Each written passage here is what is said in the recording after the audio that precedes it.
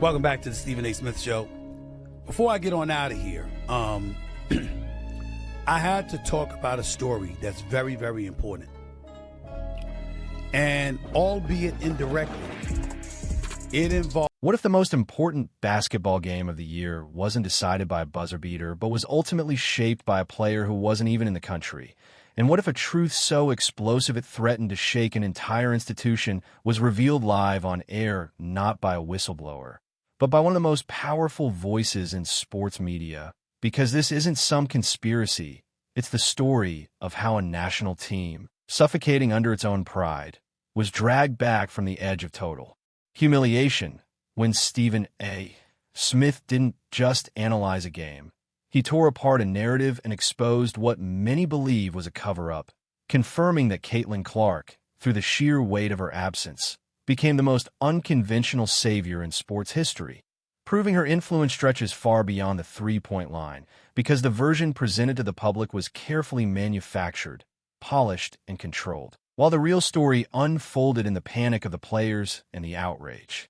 of a commentator who had clearly seen enough, as the official explanation leaned on vague ideas like chemistry and veteran experience, terms that sounded more like convenient excuses than genuine strategy, subtly suggesting that one of the most electrifying players in the world was somehow not ready for the biggest stage, a narrative crafted to calm the masses while quietly shutting down deeper questions. Yet behind the scenes, the whispers painted a very different picture, one of jealousy, of established stars unwilling to surrender the spotlight to a rising phenomenon, where the so-called chemistry wasn't about winning, but about protecting hierarchy, choosing comfort over dominance, a political decision disguised as basketball logic. And in doing so, they unknowingly set the stage for a moment the entire world was about to witness. Because when greatness is deliberately sidelined, the truth eventually exposes itself, and the justification from the start felt weak, almost hollow against the overwhelming evidence of Clark's impact,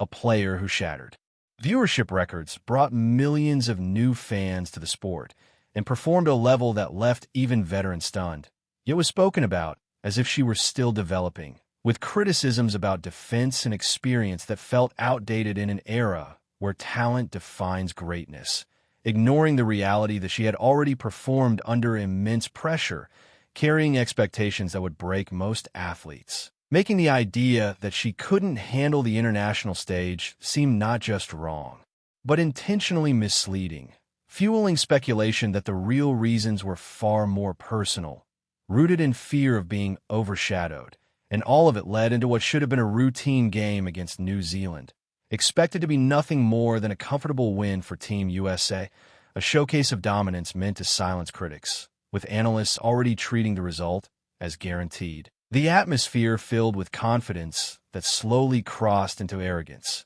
visible even in warm-ups where the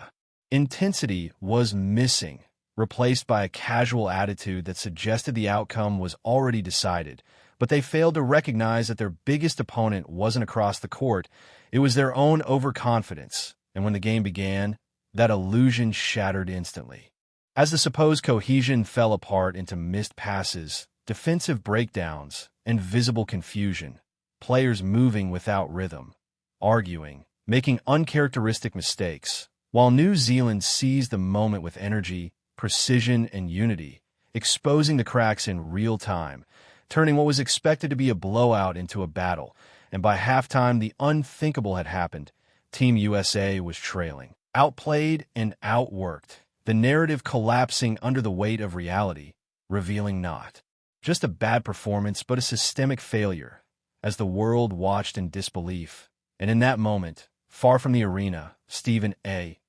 Smith ignited a firestorm, delivering a furious, unapologetic breakdown that cut through every excuse, calling the performance a direct result of arrogance and a failure of leadership, making it clear this wasn't just a bad game, but a consequence of flawed decision, highlighting the absence of chemistry, the visible chaos, and most importantly, the missing impact of Caitlin Clark, explaining how her presence alone changes the game, how her gravity forces defenses to collapse, creating opportunities others now struggle to handle, emphasizing that her value goes beyond scoring. It's psychological. It's strategic. It's disruptive in ways the team clearly lacked, and his words resonated across millions, transforming halftime analysis into a full-scale indictment, amplifying what fans were already feeling. And suddenly the absence of one player became the